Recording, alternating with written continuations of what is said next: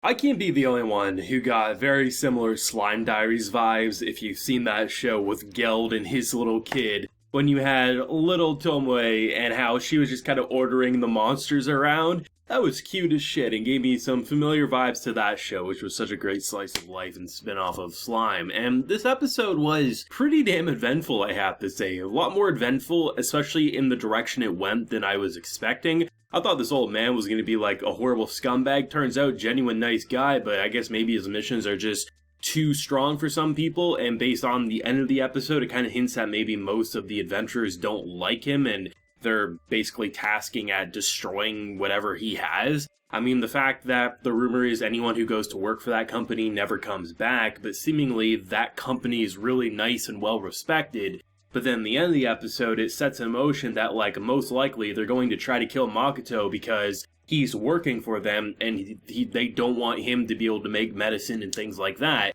So it seems like the reason they're disappearing isn't because the company's bad, but rather people are targeting those who work for it, which is honestly a surprising turn of events. But I have to say, just seeing Makoto go from taking an exam that is designed for toddlers, so he was easily able to do the tests, gather the materials, or at least the materials worth enough to compensate for what they're looking for. So everything's turning up Makoto, to then the end of the episode comes around and he's just a disappointed father. And while these girls definitely would have no issues having daddy issues, he's simply just a disappointed father most of the time. Though it does feel like, I'm not sure if I'm the only one feeling it, that Mio is probably more of a favorite of his right now because Mio pisses him off less. I mean, you have one who's an anime fanatic, one who's a tokusatsu fanatic at this point in time. Like, everything about this is just hilarious. And I love a character like Mio who's so usually collected despite being so thirsty. She's a lot more like restrained with how she overreacts, and when she does overreact, it's a lot more like menacing from a distance.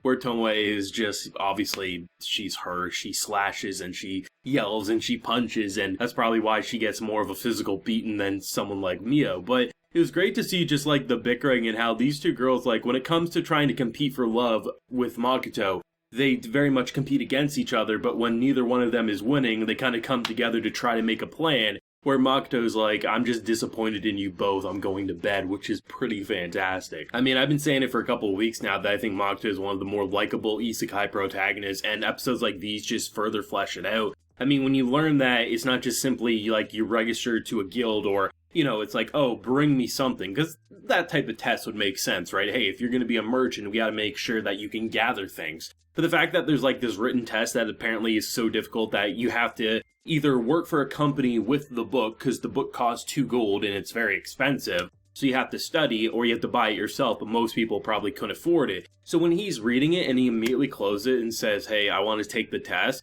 I was expecting one of two things to happen. One, he was being too confident and it was going to bite him in the ass at some point. Or two, it was like the dumbest puzzle ever. I thought it was going to be like a draw a square or something like that, but apparently it was just like basic math and things like that, which is hilarious. I mean, this dude is just so insane. Like, I love the instructor because for him, he's probably flunked hundreds of people because, you know, they study for probably years, they work for a company, study the book inside and out, probably don't comprehend it. Seemingly, the education in this world isn't anything to write home about. And then this guy comes in, finishes the test in record time, gets perfect, and then when he's drawing the most unlucky ball, supposedly anyway, and he gets a task of things like he hasn't even heard about, and things that he has heard about are apparently really rare. But then, because the rules say you can give things that are of equal value or more, and he passes it, like, I love how he goes from someone who's purposely trying to be like, you can't pass my test, to like literally thanking him saying, finally someone's actually good at this job.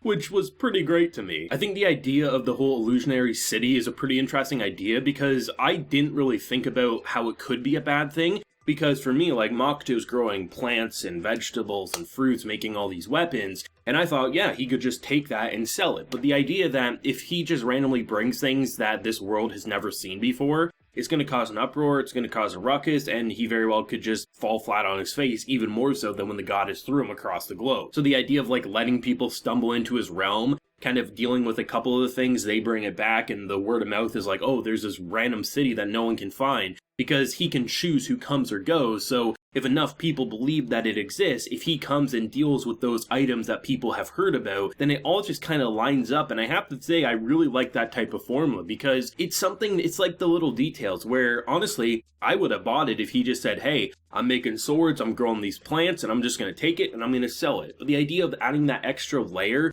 to really say, no, we have to make sure people are aware that there's a legendary city, or there's a city people talk about, so these weird items, like, yeah, people are going to be like, how do you get the items? But that will probably just benefit his business more often than not. And because he's the kind of gatekeeper, it all just kind of works out in his favor, which is pretty fantastic. I just find that this is an isekai that just covers its tracks more so than I think it needs to, because I think the way it covers its tracks generally is more than enough for me.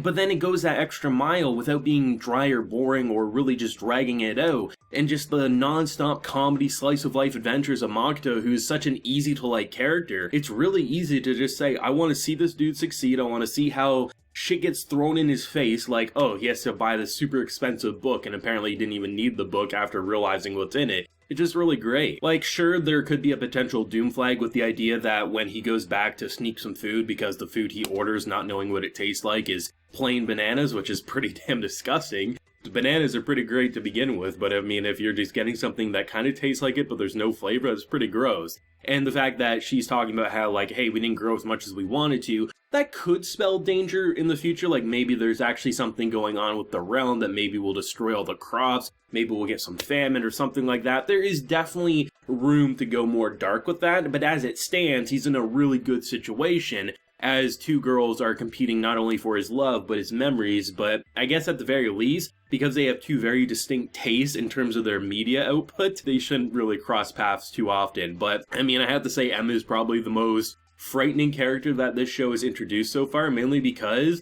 she's someone who you would think really wouldn't be that menacing, but when she's serious, she really kind of feels like she could cut your head off. I mean, when someone like Tomoe comes back in and she's like, oh, I'm just trying to leave, I'm just gonna go watch my movies, don't let me tell Master about what you've been doing, and you secretly came back in, and her head just gets bigger and bigger as she has these dagger eyes, like, god damn. Like, this is the one character you don't want to mess with. And I feel like Emma's kind of like that one character, Makoto. While he definitely wouldn't, I don't think, mind, like, calling out to her or, like, back-talking her, I feel like that's, like, the one character who might be able to walk over Makoto where Makoto can walk over the other two. Sort of a situation. And I think that's pretty fantastic. A nice balance to make it so Makoto never can get too big of a head, but at the same time, very easy to root for. Just another fantastic episode of Tsukimichi. I mean, this show has been a quality isekai. We're halfway through it. I mean, already hoping for a season 2 someday. This is really, really solid stuff, both on the world, the character building, and the comedy, and just kind of slice of life banter remains to be just as great,